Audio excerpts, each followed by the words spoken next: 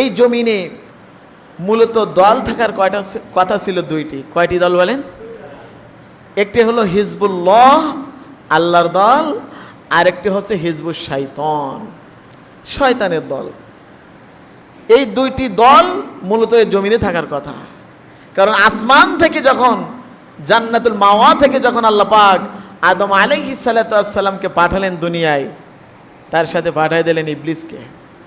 তাহলে একটি দল হবে পয়গম্বরদের দল তথা আল্লাহর দল, আরেকটি দল হবে শয়তানের দল। এটাই তো হিসাবে বলে, কথা বলেন ঠিক কিনা?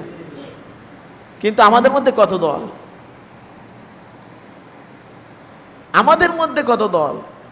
আমরা মুসলমান, নামাজি, আমরা রোজাদার, আমরা ইমানের দাবিদার, আমরা জান্নাতের আশা করি, আমরা আল্লাহকে বিশ্বাস করি, রাসূলুল্লাহকে আমরা মানি, অথচ আমাদের মধ্যে আপনি চিন্তা করেন কত দলে উপদলে বিভক্ত হয়ে গেছে আমরা।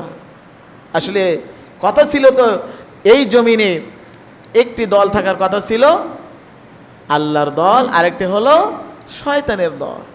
দেখ, শয়তানের দল নাই বাদই দিলাম, কিন্তু মুসলমান যারা দাবি করি মুসলমানদের তো একটি দল থাকার কথা ছিল, আর যারা মুসলমান না অমুসলিম তাদের একটি দল থাকার কথা ছিল। সেই হিসাব করলেও এই জমিনে একটি মুসলিমদের দল থাকার কথা ছিল আর একটি অমুসলিমদের দল থাকার কথা ছিল, কিন্তু সেটা কি আছে বলেন দিন?